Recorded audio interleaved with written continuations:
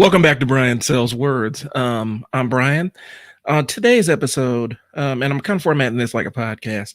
On today's episode, I want to get into discussing the art of the follow up.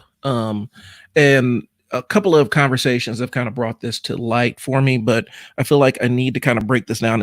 This is a follow up video to my email marketing video and how powerful of a tool that can be when it's utilized appropriately. But it goes to the bigger piece, which is the art of the follow-up. So that's what we're going to talk about on today's episode of Brian Sells Words. We're going to jump right into this. And if we're listening on the podcast, if this was the podcast, this is where I would kick it to my intro. So the art of the follow-up. First of all, my name is Brian. I am a freelance marketer.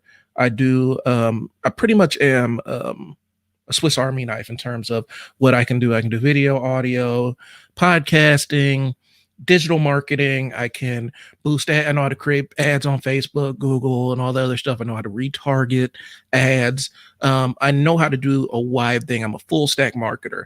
And so basically what I do with I Sell Words is I really try to find the best tool that's available to get the most bang for your buck so that you can hold your marketing dollars accountable. I do direct response marketing, which is different than your big brand kind of marketing, your big box marketing, because I'd rather hold your individual dollars accountable and make sure each one gets a return as opposed to just throwing a big wad of money at a problem and hoping that solves our marketing issues. So you see my email trailing across the bottom. I'm open for consultations. I try to keep my Tuesdays open for consultations. There's a price attached to it, but you can go to the link and kind of figure out if you want to have a one-on-one consult with me. I can sit down and look at your business and maybe figure out what I can do to help out with your marketing. So listen to the pitch. Now, I do feel like I need to have this conversation, and forgive me, I'm playing around with the new audio setup and a new light rig. So that's why you might look and sound a little bit different. But I do want to jump into this. One of the things that I see, and there's a couple of specific fields where this falls into, but it comes across all sectors in terms of sales or whatnot. I see a lot of people who, if the client isn't ready to buy at the time and point that they're selling, the client just gets thrown on the wood pile. Like they don't care. They just toss the client away. And here's the reality. And I know specifically for like if you're selling cars or any kind of insurance, financial advisors do this a lot too. The art of the follow-up is hugely important. What they'll do is if the client isn't ready to buy at the point when they're ready to sell, that client gets forgotten about. There's no follow-up. There's no collection or whatnot. That's just a hard no. That client gets forgotten about. They go on the pile of people that didn't buy and then they move on. And I'm saying this. The reason why things like email is important, why getting that contact information is important, why newsletters and stuff are important, why engaging clients frequently is important is because a lot of times when people are making buying decisions, especially when it comes to big ticket or long-term items that are recurring, they may not be in a position to buy. All they need is a little bit of nurturing and growth along that path. I'll equate it to like this. If I'm cooking a brisket on my smoker, there's optimum temperature where the brisket is done and it's edible. It won't kill you, but it'll be very hard to chew. But there's an optimal temperature that you want to take it up to where it's actually ready to rest it and then carve it, and it'll be tender and succulent and everything else. A lot of people that are doing the marketing on their own or doing sales on their own, what they do is if that client ain't ready to buy, if that brisket ain't ready, if that brisket isn't tender when it reaches its done temperature, then they just throw the whole thing in the garbage and they don't even bother nurturing it and taking up to its optimal temperature so that they can make the easy sale. So you'll get a client and the client's like, well, I'm not quite ready right now. Instead of taking that next step and saying, hey, let me put you on my mailing list so I can reach out to you. Or what Can we talk about, what questions do you have that maybe I can help you along that purchase decision? More or less, they're just like, yeah, okay, I'm done. And then they move on. And if it's one or two clients, it's not a big deal. But if every single client comes in and you don't have any kind of follow-up system to nurture them along the path of a buying decision, you're going to lose a lot of people. And a lot of people that would have been potential clients, because they wouldn't have found you if they weren't interested in making a purchase somewhere along the way. They may not be in the position to make a purchase. They may not be in a financial decision to make the purchase. They may not even be empowered with their own resources. Maybe they have a spouse or somebody they need to talk to. Maybe there are other pieces that they need to fall into place before they're willing to commit that level of money to you.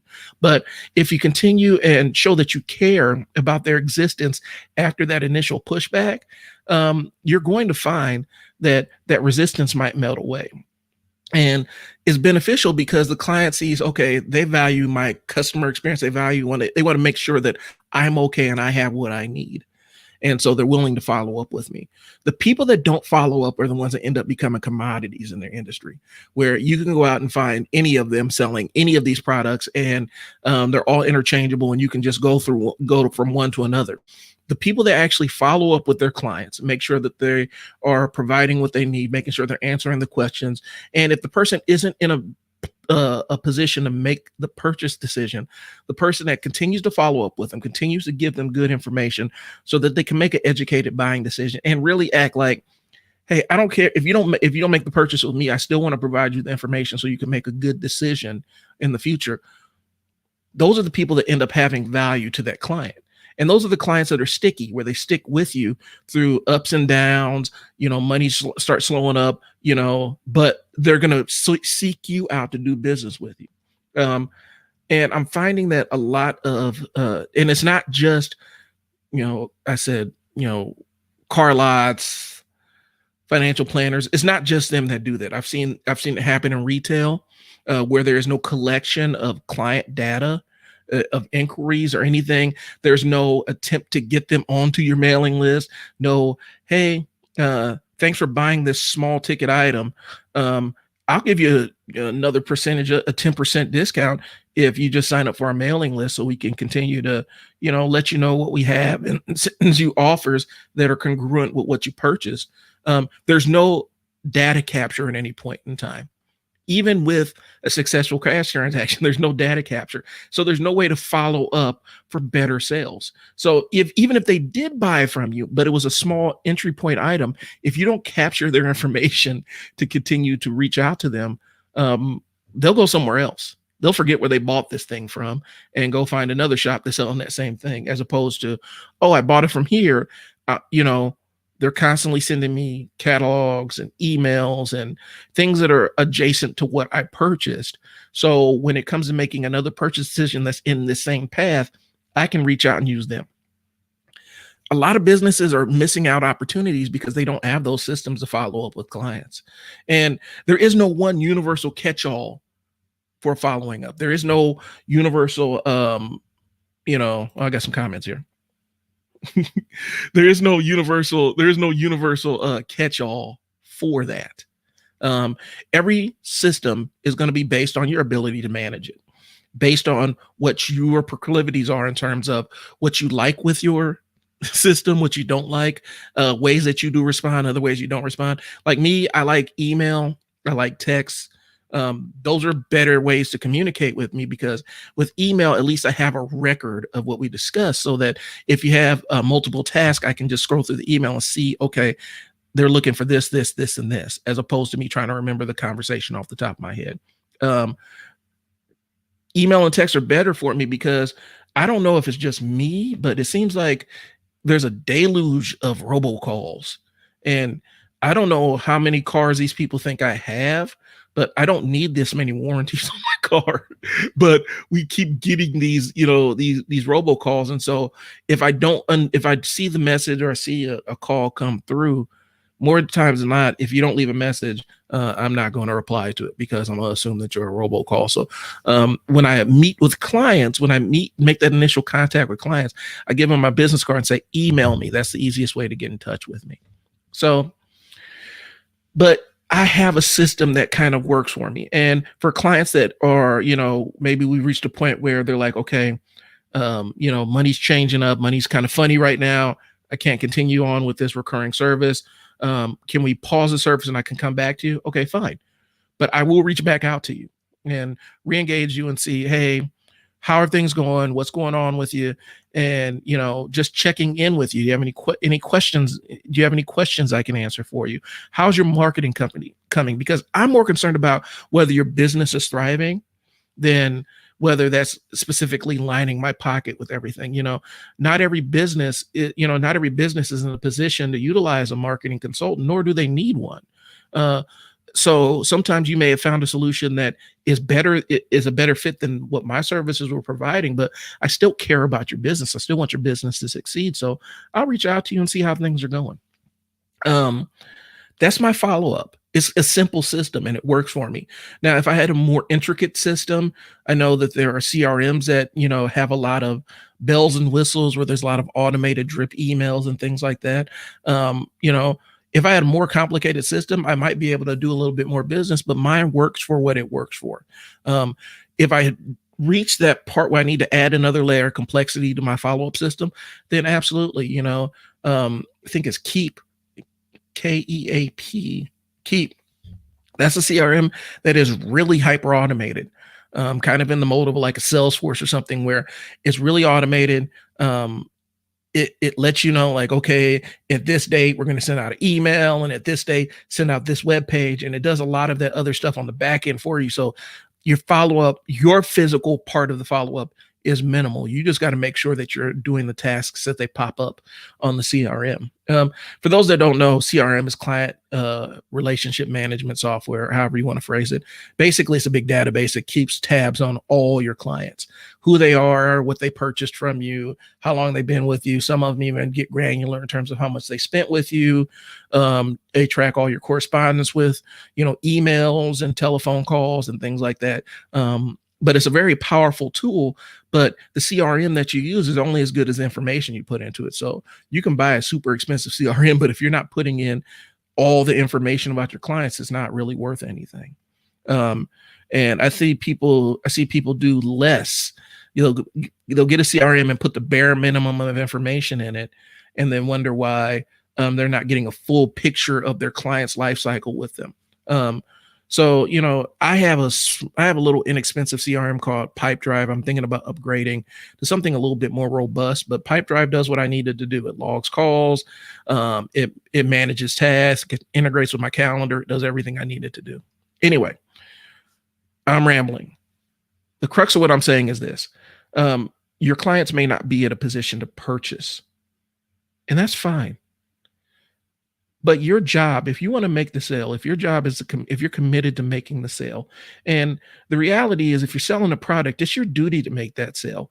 The reason why it's your duty to make that sale is because you believe the product you're selling, the product or service that you're selling, is going to improve people's lives. So if you want to improve people's lives, they're going to buy that product from you.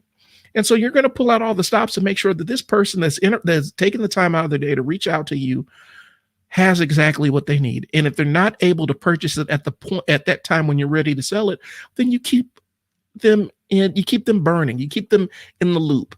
You're sending them emails constantly, checking in with them, telling about new products or new services that you're offering. Maybe you have a newsletter that tells, hey, what's going on in your business, what's going on in your personal life. Offers coupons, has a brain teaser. The brain teaser has a double-edged sword, because the brain teaser allows them to keep that newsletter, that physical newsletter, in their house, so you remain top of mind with them. You have articles that are relevant to their interests. If you're into financial services, you would have articles that talk about different elements of family finance and things along those lines that are interesting enough for somebody to want to peruse through and read at their own leisure. But the idea is, whatever your system is, and if you don't have one, you need to come up with one that works for you. And I'm going to get to this in a second.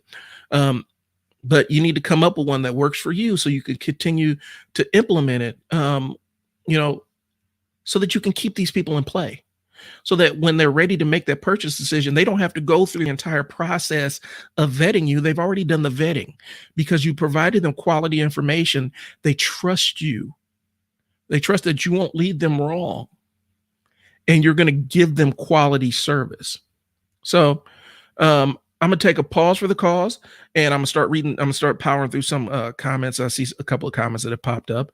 I'm gonna take a brief pause for the cause, and then we're gonna get back into this conversation. And I'm gonna tell you why. I'm gonna tell you why you need to have a system that is tailor made to the way that you receive information. So take a brief pause for the cause, and we'll be right back.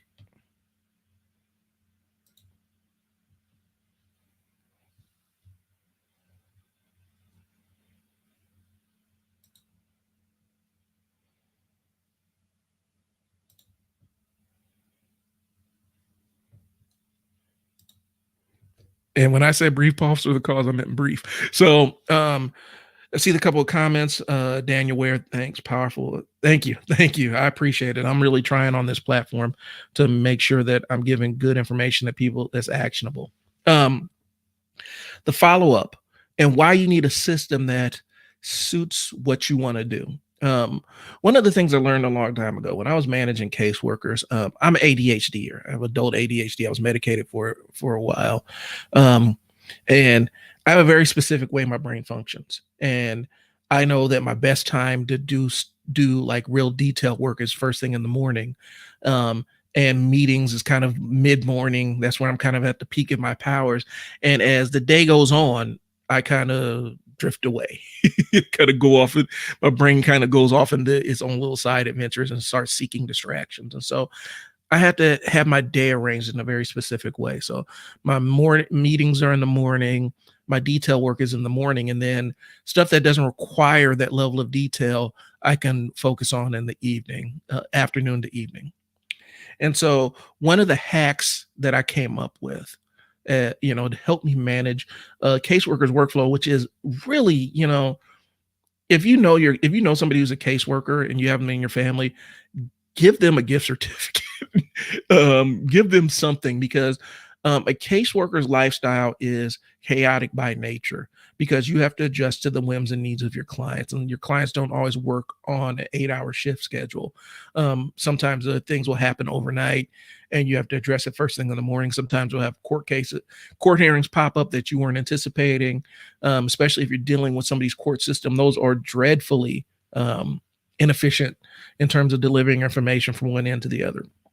And so I had to come up with my own way to envision this. And it was one of the reasons that made the case management lifestyle very difficult for me, because it was running right into the stuff I had with my ADHD, and it just wasn't really good. So I had to come up with my own methodology of handling and consuming information and my own systems. And I learned through trial and error, a couple of progressive jobs, moving up the ladder, if you will. I had to find different ways.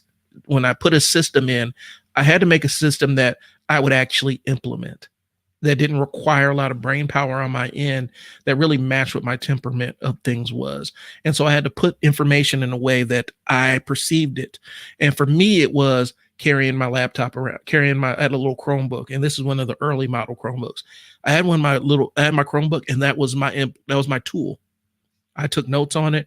I wrote things on it. I put a lot of reminders in it, because that's the way that made sense to me to process information. When I'm saying all that to say this, when you build out your system, you need to keep you as a key component of that system. Now, it needs to be a system that anybody can follow, but it needs to be a system specifically that you can access the information you need to access when you need to access it. So it needs to sort the information in a way that makes a lot of sense. I know that there's a lot of disciples of the getting things done methodology of doing things. And for some people that really works. For somebody that is not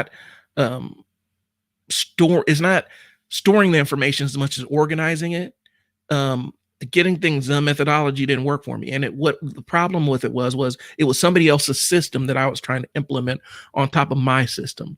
And I was trying to basically fit myself into this small box to do things that the way that they saw needed to be done. And it just didn't work out for me. So I'm saying all that to say this. When you're creating your follow-up system, it needs to be very specific in terms of what you like. So if you prefer email as the way of communication, then it needs to be email centric. Your follow-up, you need to have follow-up emails. It needs to be really based on emails. If it's text based, if it's using text messages to reach out to people, and people are prospecting via text, don't get it twisted. Then that's the way that it needs to be. You know, your follow-up system needs to be really heavily based on text. If you're a phone person, then phone and notepad is your way to follow up with people. But having a system that's easy for you to follow, that matches your favorite mode of communication as opposed to modes of communication you don't like, is the easiest way. It's the easiest point to get started with. And so when you have a client that's not ready to make a purchase decision, your system should say, okay, this guy or girl is not ready to make the decision to buy from me at this point in time. And that's fine. Here's what we're going to do. We're going to capture their email information. We're going to capture their phone number, whatever your proven method of communicating with them. We're going to get those two things. And then, a week from now, I have email drip. Email drip is a sequence of emails that comes out over time. And some of them can have either or. So if they click on this button, then it sends them this email versus you click on this button, it sends them that email. Those are really, it sounds complex. It's really simple to set up. Constant Contact has a great delivery system for it, but there are plenty of others out there. It doesn't really matter which one you use. I'm looking at Constant Contact because I am a partner with Constant Contact, but I've kind of started looking at Active Campaign and ConvertKit just to kind of play around with them and see. But right now I'm be pushing Constant Contact because I'm a partner with them. But long story short, you want to have it calibrated so that it makes sense for the way that you want to interact with your clients. If you like email as your form of interaction, then that's what it needs to be focused on. So a follow-up email a couple days later, the invite to join your mailing list, incentivize them to join your mailing list. And when you have somebody on your mailing list, make sure you send them stuff occasionally. That's something that I'm working on and getting better with. But you have them, you're keeping them in play. You're letting them know what you're doing. You're establishing yourself as the expert in the field that they reached out to you for. So if you're a mechanic, you're going to put them on an email list for prospective clients that have come through and gotten an estimate. And you're going to send them an email, maybe an email quarterly newsletter with car maintenance tips. It's real simple. Car maintenance tips to save them a couple of bucks, simple fixes that they probably can do at home. You walk them through it. And then every message has, and if you have any questions or if you run into any difficulty, make sure you contact us at this number. A simple email, even an email campaign that has that newsletter in it is going to keep people in play for you. We are constantly reaching out to people that were interested in your services, but weren't quite ready to buy.